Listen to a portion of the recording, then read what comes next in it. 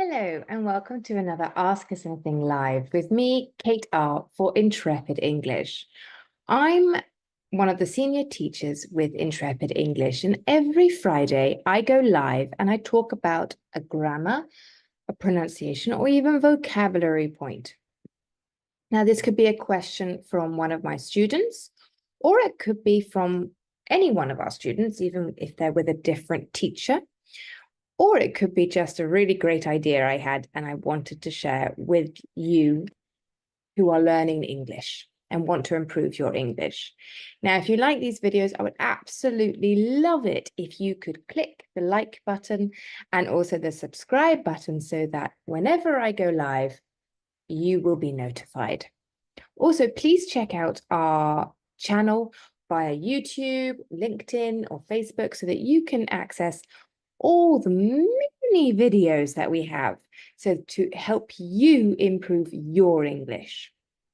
And of course, if you want a personalized lesson at any point to help to answer any questions you have in English, be sure to go onto our website, intrepidenglish.co.uk, and book a trial lesson with me. So I did a video a couple of weeks ago, about why English is so hard. But I realized I didn't do the second half. So this is the second half today. Now, English is hard because we use the same words. They look exactly the same, but they have a different pronunciation and they are also different parts of speech. So, for example,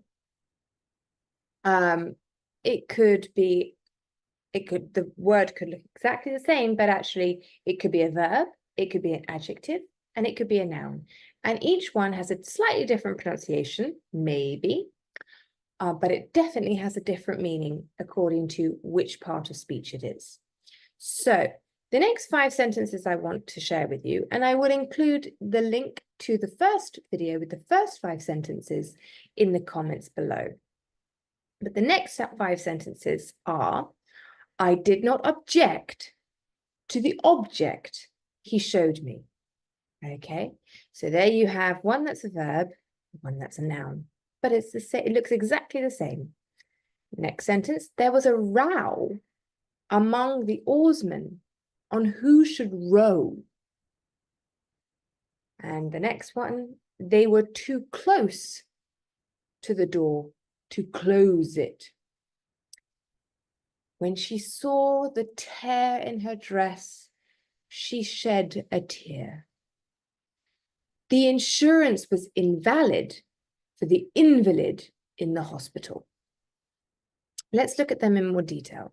So the first sentence was the difference between object and object. So the difference in the pronunciation is the stress. So the sentence is, I did not object to the object he showed me. The first object, so where the stress is on the second syllable, is a verb, and it means to disagree with someone, to object to something. You don't agree with it. And then it's object. Now that's a noun, and the stress is on the first syllable, and it's a thing that you can see or touch. It's an object. The next sentence was, there was a row among the oarsmen on who should row. So the difference is row, which is a noun, and to row, which is a verb. So to row, so they're spelled exactly the same, but very different pronunciation. To row, so a row, it can also be a verb. To row means a row means a disagreement, a conflict, an argument. To row, and therefore the verb to row is to disagree, to argue. But then the other meaning, to row, so it's a long O sound, that is to propel, to move a boat forward with an oar doing this action. Okay, that is to row. Number 8 sentence was the difference between close and close. So they were too close to the door to close it. So close is an adjective, and it means to be a short distance away from something, to be near, okay? Whereas to close is there's an opening and you move the door to cover the opening, to stop the opening. So you close the door. So when it's an adjective, it is the unvoiced s sound, close. Whereas when it's a verb, it's the voiced consonant sound. So it's close, close. Okay. The sentence number 9 was, when she saw the tear in her dress, she shed a tear. So they are two nouns, tear and tear. Spelt the same parts of speech, but different pronunciations, and the pronunciation depends on the meaning. So when it is tear, like hair or bear, okay, that is when there's a hole or a split in something. So the tear in the dress. But she shed a tear. So tear, like ear. Tear is when the water comes out of your eyes. Sentence number 10 was the difference between invalid and invalid. Okay, so the difference is the stress and where we put the stress on the syllable. And also, so when it's invalid, the stress is on I say the sentence again. The insurance was invalid for the invalid in the hospital. So invalid with a stress on the second syllable, invalid, that means it's incorrect, it's impossible to use, it's not legally recognized.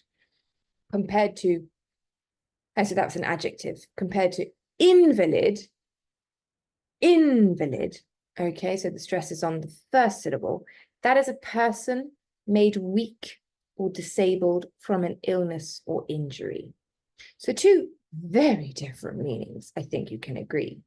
And that is why I think English is so very hard to learn, because we like to do that. We like to have exactly the same word, but we change the stress on different syllables, so changing the pronunciation, and it changes the meaning, and it changes what part of speech it is.